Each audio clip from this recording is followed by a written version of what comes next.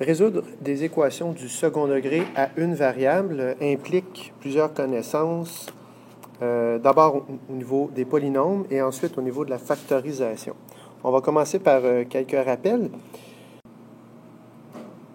Une équation contient deux membres, membre de gauche, membre de droite, avec un signe d'égalité entre les deux.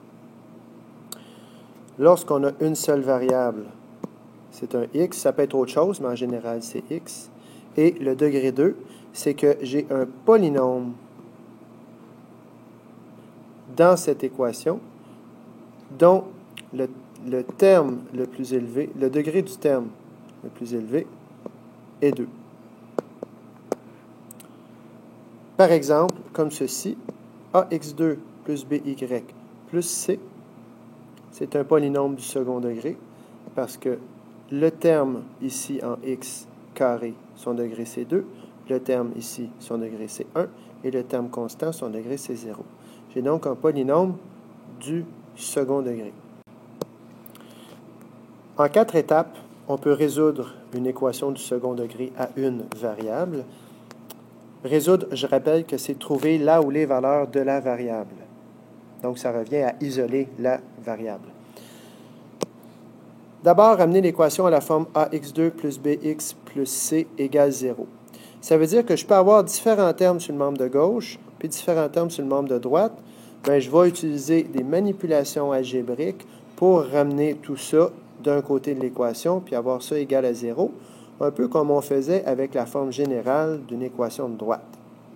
Première étape, ramener l'équation à la forme polynôme égale à 0. Deuxième étape, déterminer le nombre de solutions avec le discriminant. On va voir ce que c'est. Troisième étape, s'il y a une ou deux solutions, on factorise. Si mon discriminant m'indique qu'il n'y en a pas de solution, j'arrête là. S'il indique qu'il y en a une ou deux, je factorise. Quatrièmement, appliquer la règle du produit nul pour trouver là où les solutions lorsqu'il y en a une ou deux. Voyons tout ça maintenant à l'aide d'un exemple. Commençons avec l'exemple suivant. Première étape, ramener l'équation égale à 0. Je vais ramener ça du côté gauche parce que le coefficient du x carré est positif à gauche. Par conséquent, je vais soustraire 6, additionner 2x des deux côtés. Ce qui va me donner 3x2 moins 9x plus 2x moins 6 égale 0. Ça, moins ça, ça fait 0. Ensuite, je peux regrouper les termes semblables, ce qui va me donner 3x carré moins 7x moins 6 est égal à 0. J'ai donc ramené, sous la forme ax2 plus bx plus c égale 0, le polynôme. Ça, c'est la première étape. La seconde étape, maintenant, c'est vérifier le discriminant.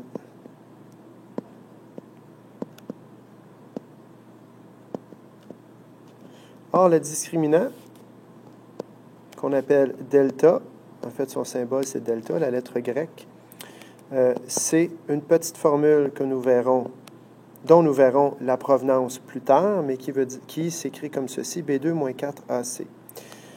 Si je regarde le polynôme qui est ici, mon A, c'est 3, il est ici. Ensuite, mon B, c'est moins 7, puis mon C, c'est moins 6. Ils sont ici. Je les entre dans mon équation. Alors, B2, c'est moins 7 au carré. Moins 4A, c'est 3. C, c'est moins 6. Donc, 49. Un négatif par un négatif, ça fait un positif. Donc, 4 fois 3, 12, fois 6, 72. Ce qui fait 121. Alors, voici comment on utilise le discriminant pour déterminer si ça se factorise. La règle est la suivante. Si le discriminant, la valeur est inférieure à 0, alors je n'ai pas de solution. Si le discriminant, sa valeur est égale à 0, alors j'ai une solution. Et si le discriminant, sa valeur est supérieure à 0, alors j'ai deux solutions. Par conséquent, je cherche ici deux solutions.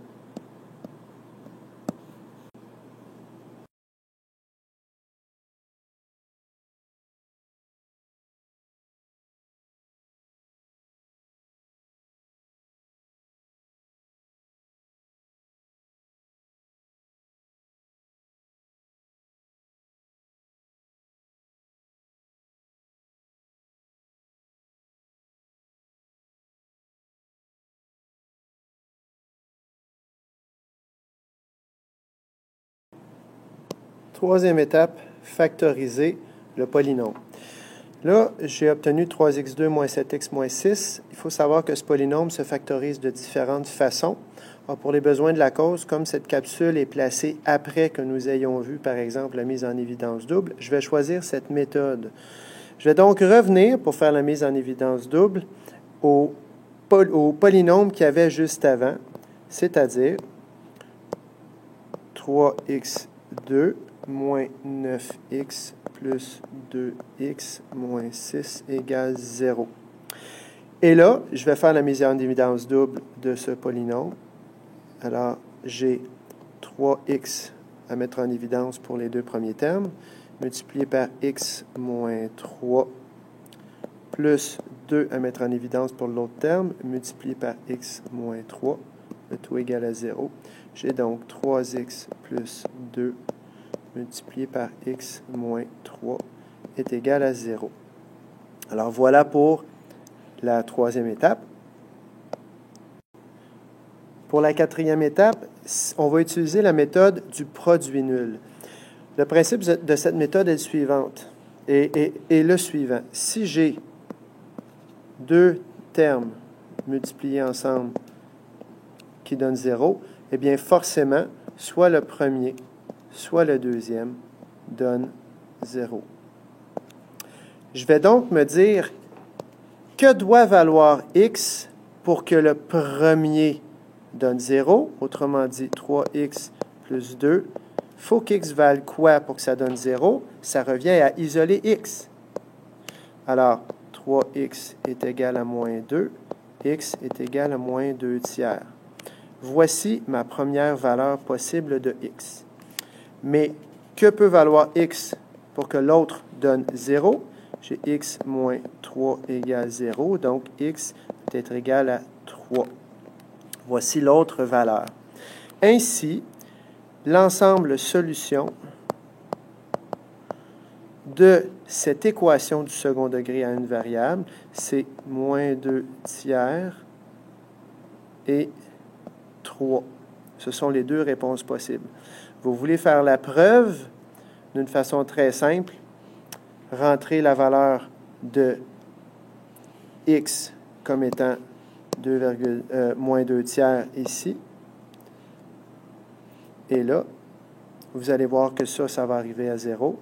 Donc 0 fois n'importe quoi, ça va donner 0, c'est vrai. Et rentrez x comme valeur 3. 3 moins 3, ça va donner 0. Donc n'importe quoi fois 0, ça va donner 0 aussi. Alors, je rappelle en terminant que l'étape de factoriser, quand on est rendu ici, peut se faire avec l'aide de n'importe quelle méthode de factorisation qu'on connaît. Évidemment, on y va avec l'ordre logique de la plus simple à la plus compliquée pour factoriser le polynôme.